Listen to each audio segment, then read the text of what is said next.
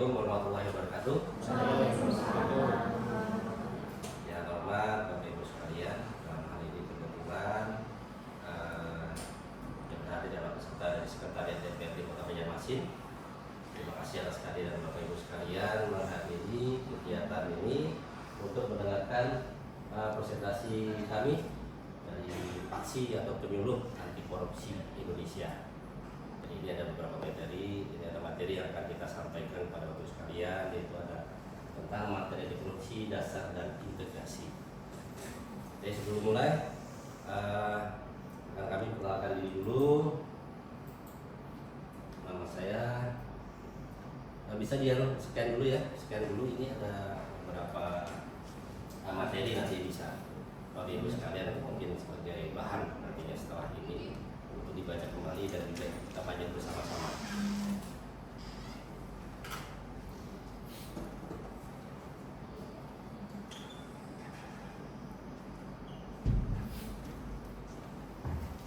Oke, baik, kalau sudah nanti akan dikirim juga lewat link masing-masing ya untuk materi yang akan sampaikan. Dan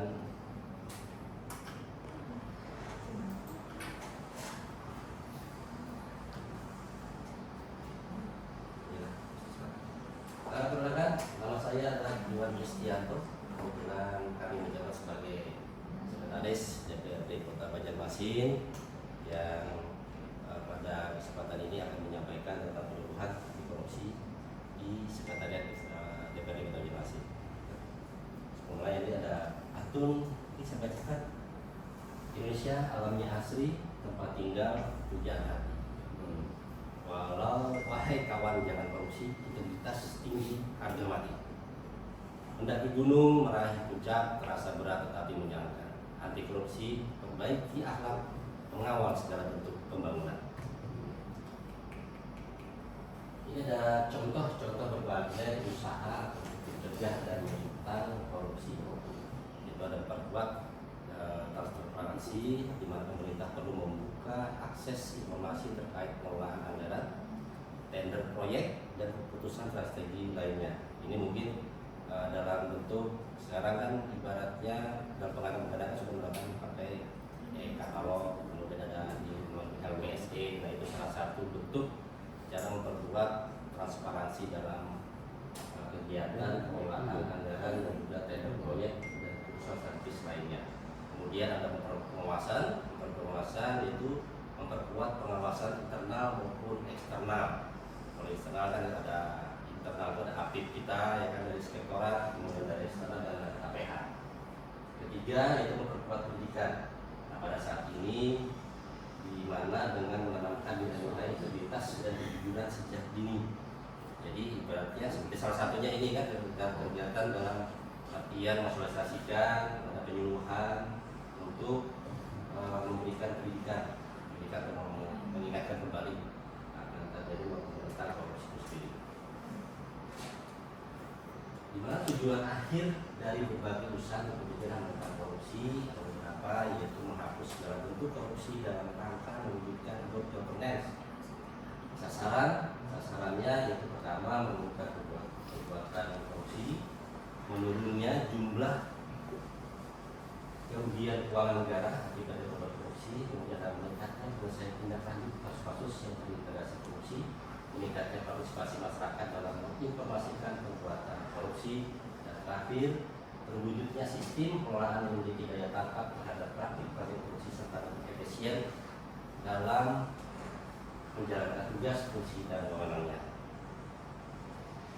Indikator keberhasilan korupsi sendiri itu diharapkan adanya menurunnya potensi atau persentase tingkat pidana korupsi, percaya terhadap pemerintah menguat, pengembalian uang negara meningkat, sistem pengawasan melekat pada sistem administrasi dan semakin meningkat.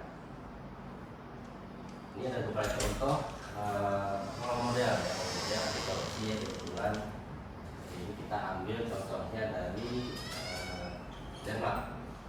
Nah, Denmark itu memiliki indeks persepsi korupsi itu pada tahun 2016 dinilai 90 karena Denmark mempunyai unit pemberantasan korupsi di setiap lembaga pemerintahan Jadi di setiap unit lembaga pemerintah itu Denmark memiliki unit pemberantasan korupsi. Kemudian ada pemerintah Denmark sendiri menerapkan keterbukaan politik dengan modernisasi sektor publik dan manajemen sumber daya publik melalui peningkatan transparansi dalam pengambilan kebijakan, mekanisme akuntabel dan anti korupsi, partisipasi warga dan dialog sipil sosial. Pendidikan di Denmark itu sampai saat ini gratis, kemudian siswa juga masih mendapatkan biaya hidup bulanan dari pemerintah Denmark, biaya pengobatan juga gratis. Kemudian WHO juga menetapkan Denmark ini sebagai negara paling mudah berbisnis di Eropa. Kemudian Denmark sampai saat ini sudah mendapatkan sebanyak 14 Nobel. Kemudian kota Finlandia 2016 ini mendapat IPK-nya itu indeks korupsinya 89. Jadi Finlandia ini sampai Perdana Menterinya sendiri akan mengundurkan diri karena berbohong pada saat kampanye pada saat itu. Kemudian implementasi undang-undang korupsi sampai korupsi di negara ini tidak hanya melibatkan uang negara, di mana kasus seperti menunda pengumuman penting saja kepada masyarakat itu dianggap sebagai kategori sebagai tindakan korupsi, tindakan pejabat yang terkait dengan korupsi. Hidup sederhana mencerminkan kepemilikan mobil. Nah, jadi di Finlandia sendiri ada unik, kalau banyak isi mobil itu terlalu hidup mewah itu jangan dilihatkan ya. Karena mobil itu jarang dipakai di sana. Kenapa? Transportasi umumnya juga sudah cukup baik. Kemudian SDM-nya sendiri keren kan, sistem pendidikannya juga menjadi kiblat dunia. Salah satu contohnya itu dengan menjadi pionir dalam bidang teknologi informasi. Apa sih bahaya dan dampak korupsi di berbagai sektor?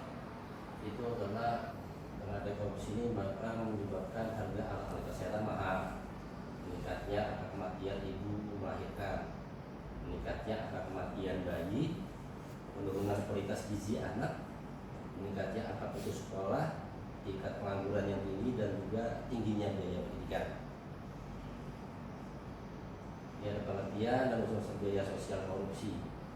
Biaya sosial akibat korupsi itu ada salah satunya biaya penegak hukum, kemudian pencegahan korupsi, biaya penahanan dan biaya penjara, dan juga biaya pengadilan serta biaya jaksa. Faktor-faktor dan teori penyebab korupsi itu sendiri, ada beberapa teori seperti teori korupsi dari Robert Pickard, ada teori, kemudian ada teori korupsi dari Jack Bullock, ini dua teori, kemudian ada teori korupsi jurnal essay from Trader. Yang terakhir ada teori dari Willings tentang opportunity korupsi. Apa sih korupsi itu sendiri? Kalau istilah korupsi ini kan dari bahasa Latin, ada corruptly, ada corruption, ada corruptus. Sedangkan dari bahasa Indonesia, dari kamus besar bahasa Indonesia, korup itu artinya busuk, palsu, atau suap. Kemudian korup itu menerima sogok, menyelewengkan uang barang milik perusahaan atau negara, menerima uang dengan menggunakan jabatan untuk kepentingan pribadi. Itu ada pada kamus hukum di tahun 2002. Dan korup itu bisa diartikan kejahatan, ketidakjujuran, tidak bermoral, penyimpangan dari kesucian.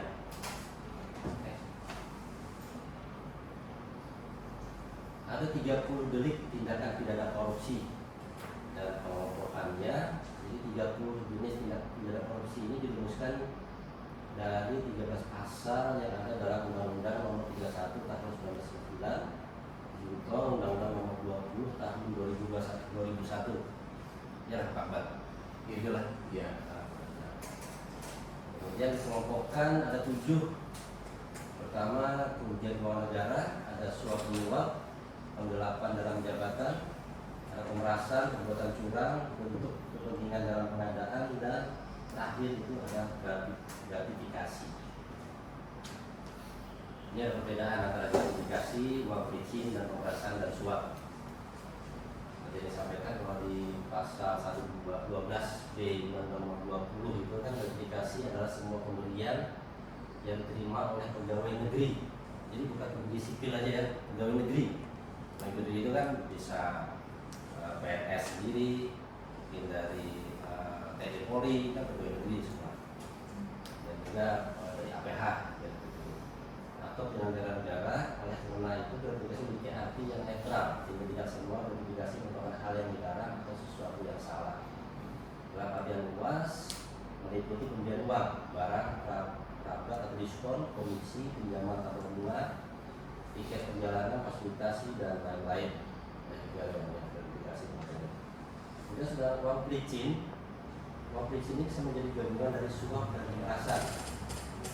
Pelicinnya adalah gabungan dari suap dan pemerasan, di mana suap dan pemerasan akan terjadi jika ada transaksi atau deal antara kedua belah pihak, berbeda dengan gratifikasi yang tidak ada kesepakatan di antara keduanya. Itu sumbernya dari KPR. Sedangkan pemerasan itu terjadi ketika petugas layanan yang secara aktif menawarkan jasa atau meminta imbalan kepada pengguna jasa untuk mempercepat layanannya walaupun melanggar prosedur. Itu pemerasan. Sedangkan suap sendiri adalah bentuk pemberian yang dilakukan oleh korporasi atau pihak swasta berupa pemberian barang, uang, janji, dan bentuk lainnya yang bertujuan untuk mempengaruhi pengambilan keputusan dari pihak penerima suap. Ini kita bisa nonton sedikit ya, video singkat tentang korupsi.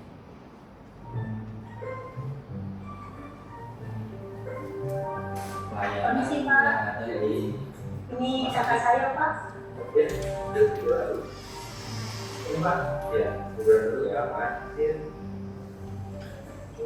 Selamat siang, saya Fajar, perawat TPMP sore ini. Ada yang bisa saya bantu? Iya, itu kakak saya marah-marah mau minta dirawat. Lama Pak prosesnya, Pak? Ya harus diperiksa dokter dulu, Bu. Ini dulu cek web, EKG, antri ya. Gak bisa diduluin, Pak. Saya udah perlu banget. Saya gak bisa lama di sini. kamar ya. Tapi semua sesuai antrian, Bu. Terima, Pak. Saya harus balik ke kantor. Jadi mau jajan. Jangan, nggak boleh begitu. Nggak boleh, nggak boleh begitu. Tolong ya, Pak. Diduluin ya, Pak. Oke, nanti saya ingin minta koordinasi sama dokter ya dulu. Makasih ya, Pak. Iya, Bu.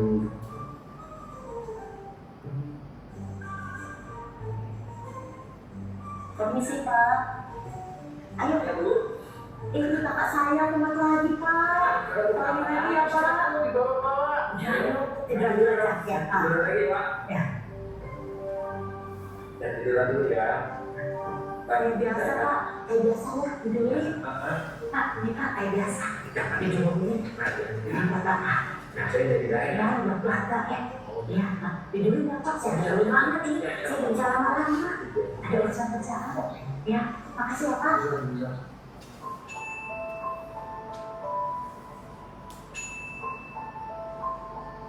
Saya ingin bertanya bagaimana hukum menerima sesuatu dari orang lain.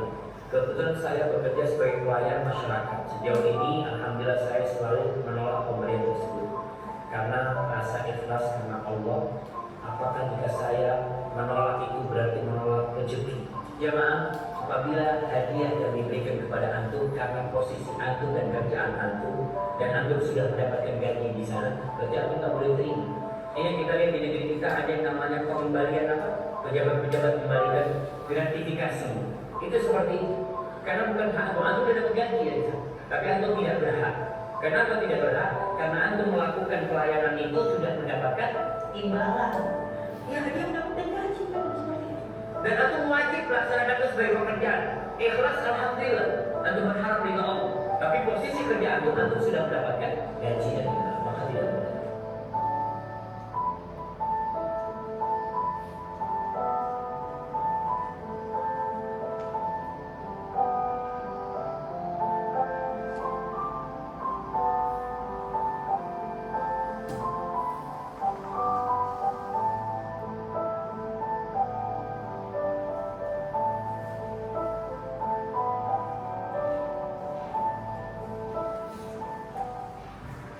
Pak, untuk lagi Pak, saya Pak, yang kayak biasa Pak. Sama Bapak. Maksudnya gimana kakak saya? Ini namanya gratifikasi. Jadi saya tenang kayak gitu. Iya betul Pak. Acara besar apa lah? Dia untuk bapak kan? Kan saya tunggu di luar saja kayak bapak yang lalu. Bapak itu. Aduh, nggak beres ya. Saya semua ini namanya gratifikasi ya. Harus keluarin saya. Pelaporan gratifikasi dapat diakses melalui rsjsh.co.id/gratifikasi. Kemudian dapat diisikan formulir pelaporan gratifikasi meliputi nama lengkap, nomor induk pegawai, unit kerja, jenis atau bentuk penerimaan, harga atau nilai nominal, kaitan peristiwa penerimaan, nama pemberi, tempat penerimaan, tanggal penerimaan, pekerjaan dan jabatan, alamat, nomor telepon dan email, hubungan dengan penerima, alasan pemberian dan kronologi pemberian. Jangan lupa sertakan bukti pendukung. Gratifikasi merupakan pemberian sesuatu kepada pegawai negeri atau penyelenggara negara yang bertentangan dengan kewajibannya. Gratifikasi dapat menyebabkan korupsi, menurunkan kinerja dan integritas, serta dapat merusak citra dan kepercayaan publik. Mari bersama-sama hentikan gratifikasi dan bangun Indonesia yang bersih dan berintegritas. Tolak gratifikasi, bangun integritas.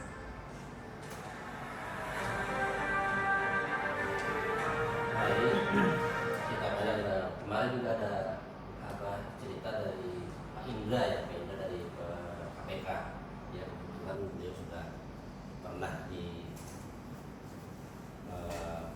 baca kegiatan Pak Lurah saja Pak Iwan Rusmali dulu semasa bertugas yang menangkap. Jadi sampai bercerita sampai dapat gratifikasi itu gorengan 10 biji dilaporkan Sidin sebagai gratifikasi. Jadi bukan gorengannya yang dikembalikan sebagai negara, konversi ke duit lalu diserahkan kepada orang negara. Saking integritasnya gitu Pak. Nah, ini ada strategi dalam rencana aksi pemberantasan korupsi. Jadi ada 3 strategi ya. Strategi harus ada intervensi pada strategi perbaikan sistem, kemudian edukasi dan kampanye. Ya, edukasi kami seperti inilah di mana ada beberapa langkah ya, aksinya, ada cara kita buat cara aksinya. Terus kemudian ini ada pengertian dan nilai-nilai integritas. Disampaikan tadi di awal tadi, integritas adalah bertindak secara konsisten antara apa yang dikatakan dengan tingkah lakunya sesuai dengan nilai-nilai yang dianut. Nilai-nilai dapat berasal dari kode etik di tempat dia bekerja, atau nilai masyarakat, atau nilai moral pribadi. Sedangkan nilai integritas sendiri itu ada 9, pertama jujur, disiplin, tanggung jawab, mandiri, kerja keras, kemudian ada berani, peduli, sederhana, dan adil. Kemudian terakhir dalam paparan ini ada sedikit quotes dari salah satu tokoh integritas dari Pak Muhammad Hatta, menyebutkan bahwa kurang cerdas dapat diperbaiki dengan belajar. Ya. Jadi kurang cerdas dapat diperbaiki dengan belajar, kurang cakap dapat dihilangkan dengan pengalaman. Namun tidak jujur sulit diperbaiki. Jadi kalau tidak jujur sulit diperbaiki. Itu kata dari Pak Hatta. Demikian.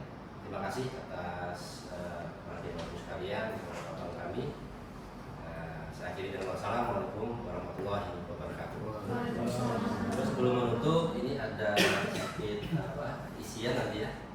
Tolong Bapak Ibu sekalian scan informasi materi dan program ini.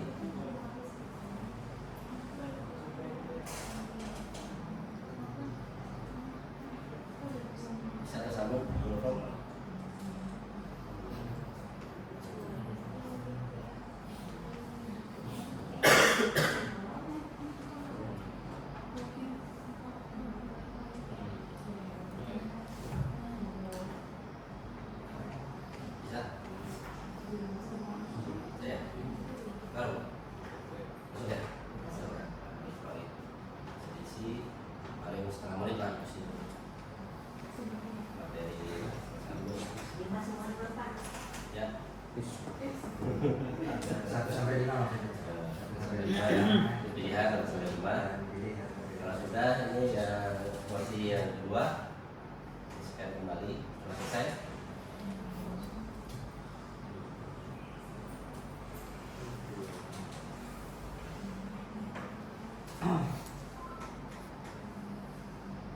isi.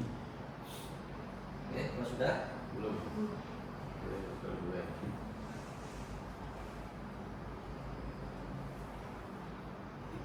Oke, saya ucapkan terima kasih kembali ya atas partisipasi dari Bapak Ibu sekalian. Mudah-mudahan kita bisa melaksanakan ibaratnya dalam rangka anti korupsi. Terima kasih. Saya kembali terakhir ucapkan terima kasih.